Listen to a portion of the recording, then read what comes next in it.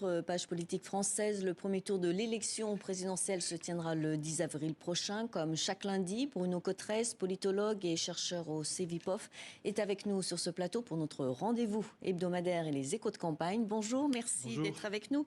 Christiane Taubira a donc remporté la primaire populaire. Elle était la grande favorite. Elle a appelé les candidats de gauche à l'union, mais son appel a été froidement accueilli. C'est un coup d'épée dans l'eau ou des leçons à tirer pour la gauche? Il y a beaucoup de leçons à tirer. D'abord et avant tout, il y a comme vraiment une sorte de différence entre d'un côté des électeurs de gauche, des sympathisants de la gauche, qui eux disent qu'il faut que les candidats s'unissent, qui ont le sentiment d'une élection qui est une élection qui part vraiment en vrille, vraiment très mal pour la gauche dans son ensemble. Et puis de l'autre côté, il y a quand même un souci que personne n'arrive à régler, pas même cette primaire populaire, qui sont des désaccords, au fond, des différences, peut-être même des désaccords parfois sur des éléments programmatiques qui sont tout sauf mineurs, des questions économiques, des questions institutionnelles. Il y a des rapprochements, bien sûr, au niveau des grandes valeurs. Tout le monde veut de l'écologie, tout le monde veut de la démocratie, tout le monde veut de la justice sociale, mais on ne met pas exactement les mêmes mots, on ne met pas exactement les mêmes priorités de l'action publique derrière ces objectifs qui sont généraux. Et on entendait à l'instant un militant de la primaire populaire qui disait maintenant ce qu'il faut c'est se réunir pour discuter, mais on est à 70 jours du premier tour et les différentes formations et candidats de la gauche ne peuvent pas pendant 70 jours étaler devant les électeurs leurs éléments de désaccord éventuels. Le Rassemblement national, lui, connaît des défections dans son propre camp au profit d'Éric Zemmour et des hésitations de la part de Marion Maréchal. On assiste donc à une bataille à l'extrême droite. À qui cela peut profiter ?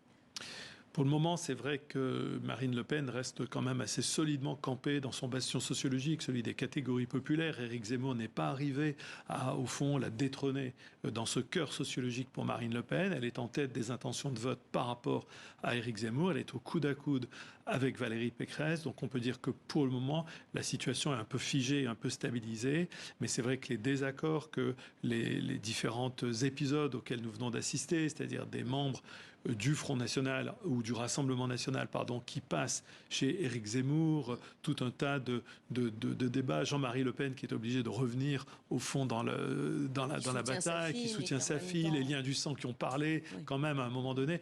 Tout ça, pour le moment, c'est vrai que ça empêche aussi Marine Le Pen, sans doute, de développer les éléments de sa campagne. Alors, le CEVIPOF, le Centre de recherche politique de Sciences Po, a publié une enquête sur les opinions et les états d'esprit des Français en cette période de campagne électorale. Et à la question si l'armée dirigeait le pays, 27% trouvent l'idée bonne, voire très bonne. Comment l'interpréter ?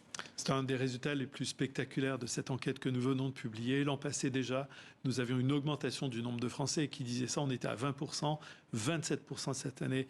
C'est considérable. Ça traduit dans la société française une aspiration à ce qui est de l'ordre dans la société française. Il y a beaucoup de dimensions de notre enquête qui vont dans ce sens-là. Et c'est bien évidemment un indicateur de ce fameux glissement à droite de la société française vers des directions qui sont l'ordre, l'autorité, la sécurité publique.